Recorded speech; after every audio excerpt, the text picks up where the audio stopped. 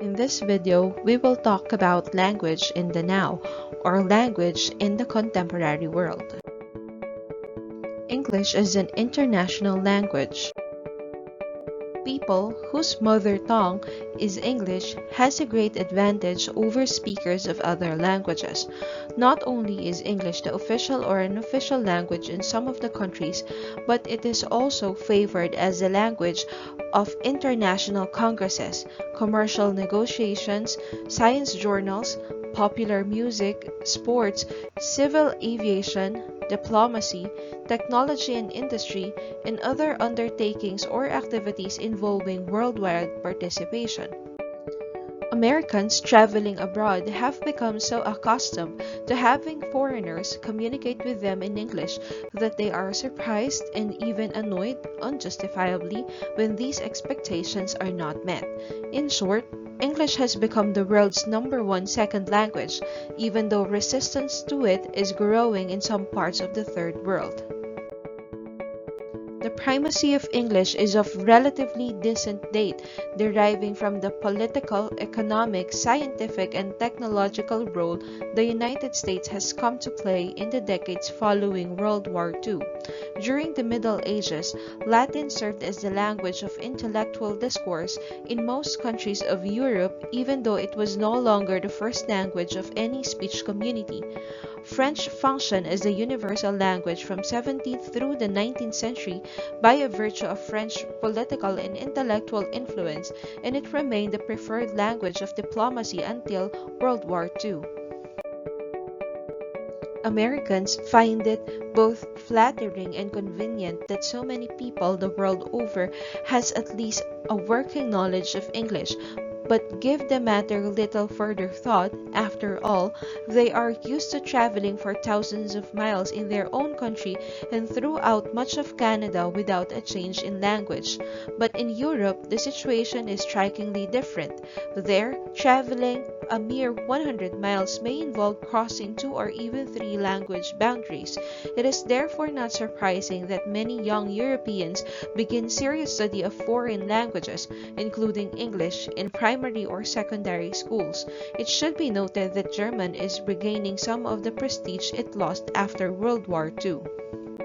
According to a well-known Czech proverb, the number of languages a person knows, that many times is he or she a human being. Significant benefit indeed that accrues to those who learn to speak more than just their mother tongue. They not only are made more aware of the workings of their own language, but also are far better able to appreciate and understand other cultures.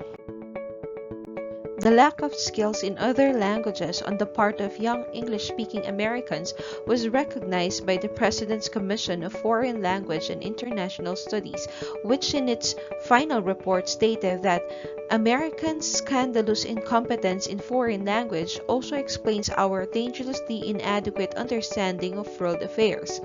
As for cultural and linguistic anthropologists, any attempt on their part to conduct serious fieldwork in a foreign setting would be inconceivable without at least some knowledge of the language of those whom they study.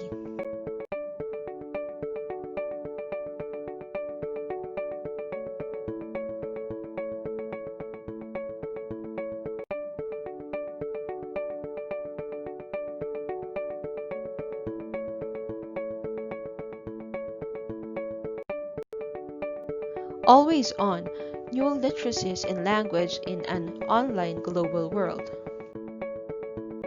As a typical person of the 21st century, you will probably have some multiple tasks going on at the moment.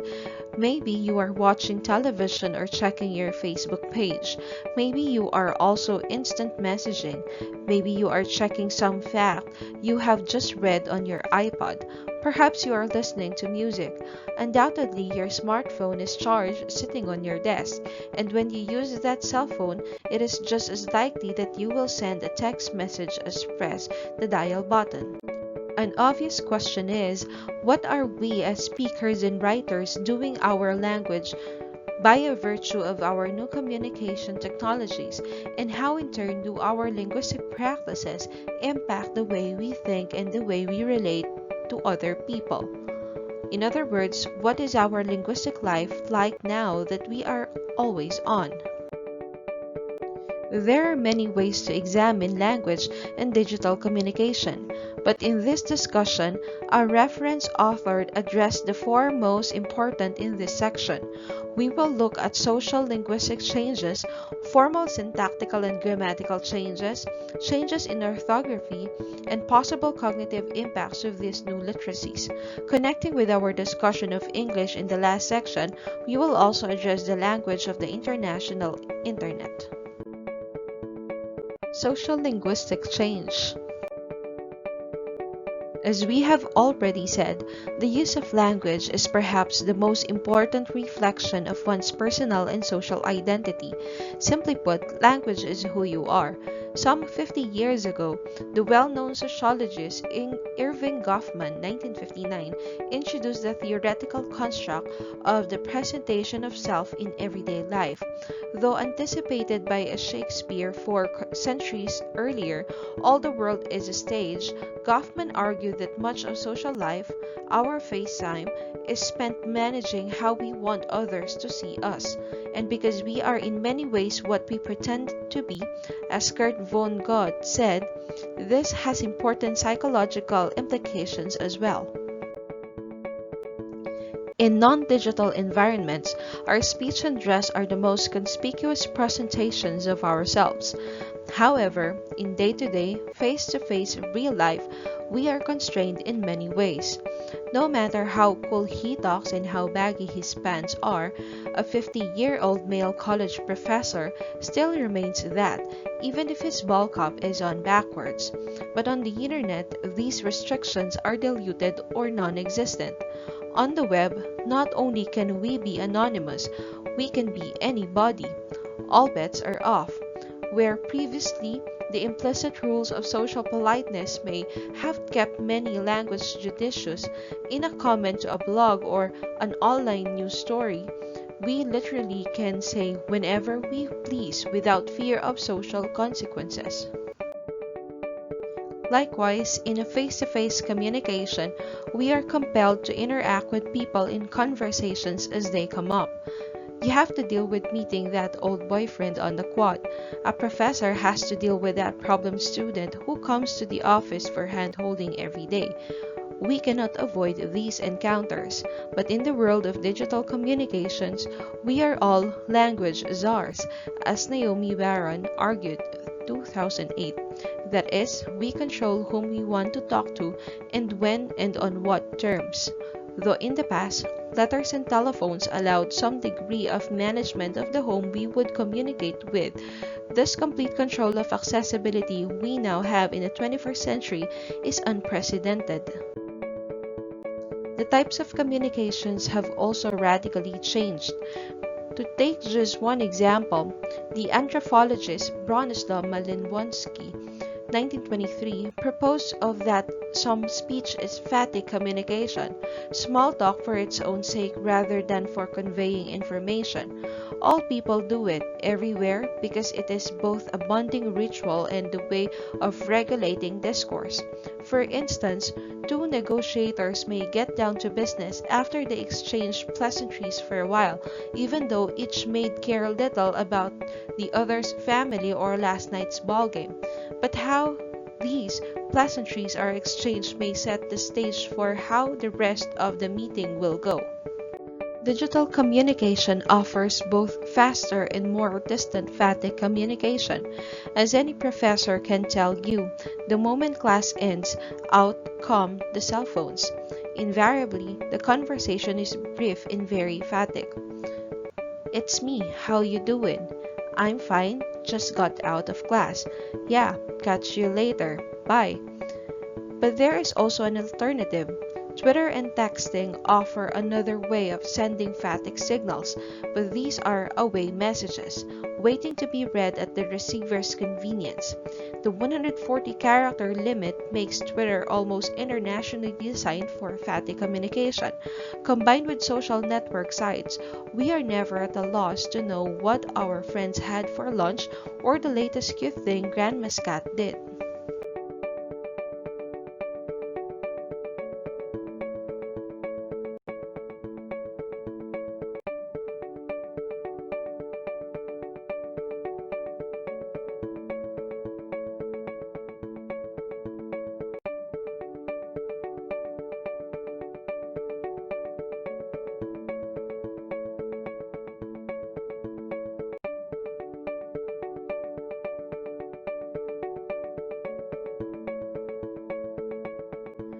Are instant messages speech? Formal linguistics change. We must remember that no matter how superficially may appear to be the same as face-to-face interactions, digital communication is not speech. David Crystal, 2004, suggests that there are at least three major differences. First, for the most part, there is a lack of simultaneous feedback found in an actual conversation. All the proxemics and paralinguistic features are missing. The feeling that the other person is not getting what we are saying would lead us to alter our conversational strategy in a face-to-face encounter. Second, unlike, say, at a party where we ourselves have to decide which of the many sub-conversations to attend to, in a chat room or Facebook encounter, all messages are created equal. This is both a plus and a minus. It has never been possible before in the history of human communication to participate simultaneously in multiple conversations. Actually, you can now contribute to as many as your mental powers and typing speed limit. Third, the rhythm of communication is different. The lag between sending a message and getting a response in a digital communication is very different in telephone or face-to-face encounters. This can cause a fair degree of ambiguity. Did Jane read my tweet yet? Did Professor Smith get my email, or is he just not going to give me an extension? Did I get back to Joe when friended me, or did I forget?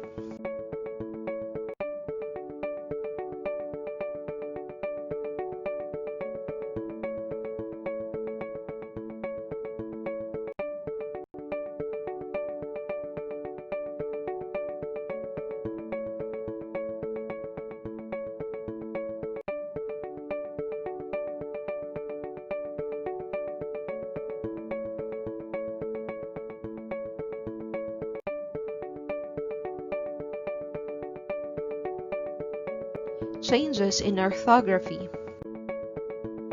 Converting spoken language into writing has never been easy, even though the school system tries to give us perspective rules and teach that they are absolute and unalterable. But even today, there is not complete agreement about correct spelling and punctuation. Writing changes over time as fashions and opinions change. For example, what do you call that small permeable container that holds tea leaves?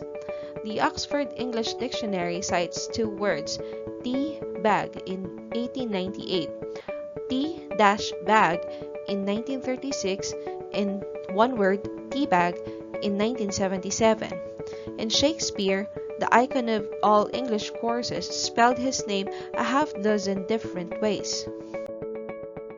That orthographic conventions are flexible is particularly true regarding digital communication.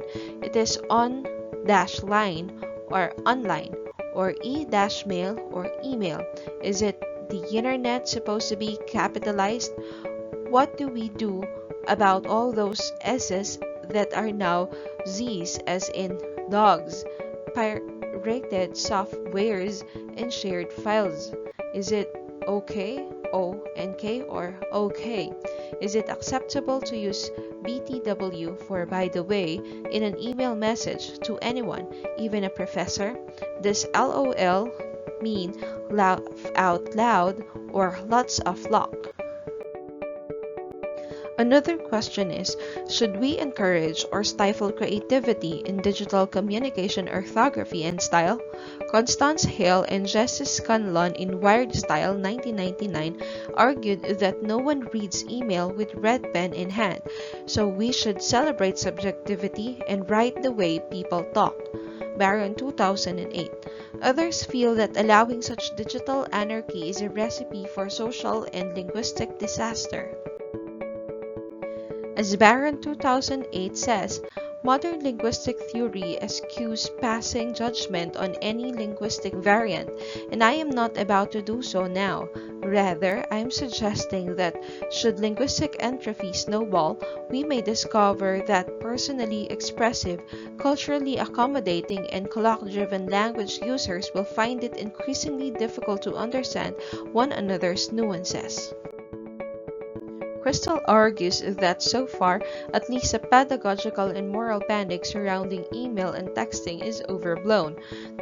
The belief that the highly deviant character of digital communication is fostering poor literacy results has been shown by psychologists and educators to be largely an urban myth.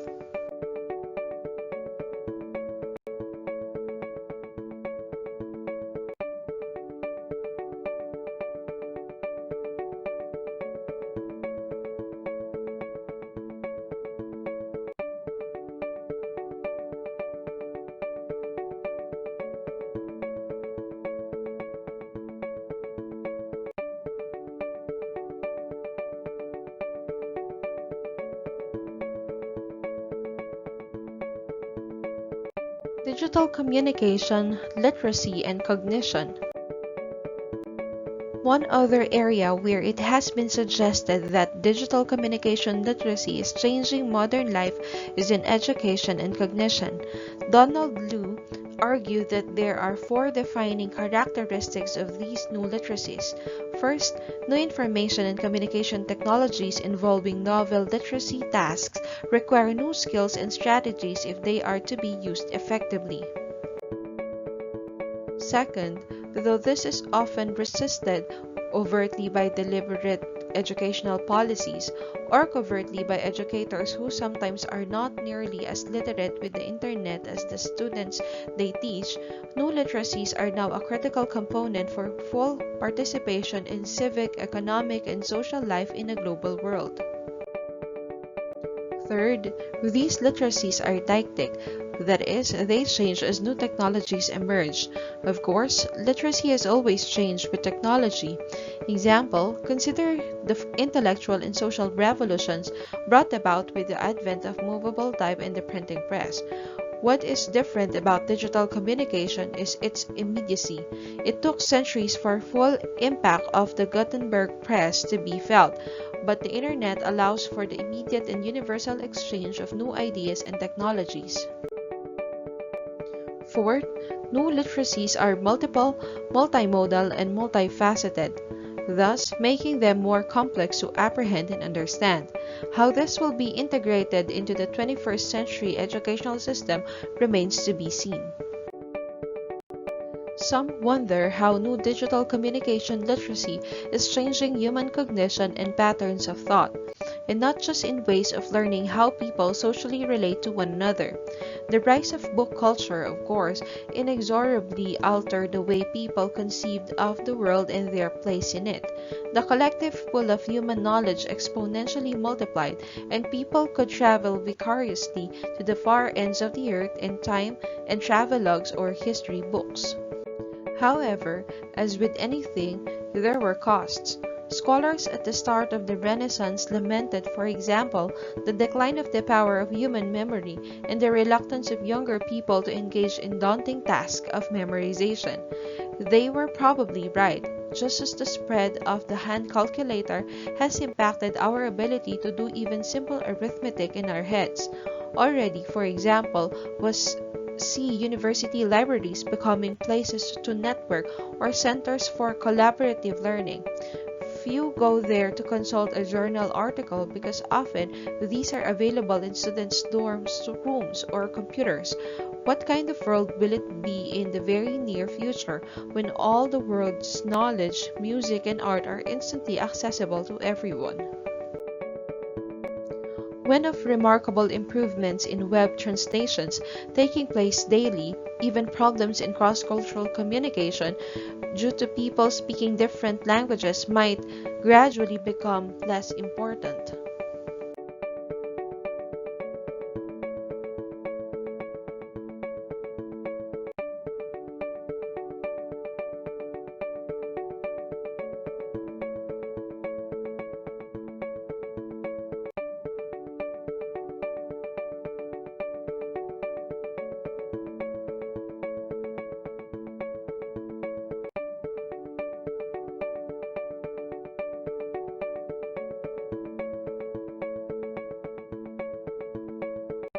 The language of the internet. If you ask most people what the language of the internet is, they would probably say it is English. Even in places where English is not natively spoken, tweets and Twitters often are sent out in English. English appears to be the default language of almost any site you hit. Even though operating systems now come in different language interfaces, many people still use an English version of Windows or a Mac operating system to more easily interact with the English-using computer sites. In his book Language and the Internet 2001, the noted linguist David Crystal wondered whether the English-dominated internet would contribute to the demise of other languages, at least on the web. Perhaps he was being pessimistic. It appears that the use of English has gone down significantly from 82% in 1997 to less than 57% in 2002. Stanlaw 2005. German, French, and Japanese each now make up between 5 and 8% of all web pages. If we look at PDF, portable document format, pages, these differences are even more pronounced. Chinese, Korean, Russian, and Dutch all went from almost nothing in 1997 to one noticeable presence 10 years later. A similar trend appears if we look at the language used to access the Google search engine. English went down 10% from June 2001 to May 2004. However, we should not predict the waning of English as a dominant language on the web yet, because statistical data suggests that the drop of English is leveling off.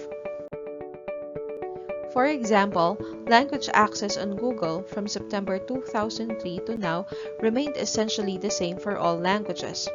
Also, if we look at the penetration levels, the percentage of the speakers of a given language that have access to the web, we see that the great majority of speakers of many European languages, such as German, French, and Dutch, already use the internet, so the number of these speakers going online might not be expected to grow very much.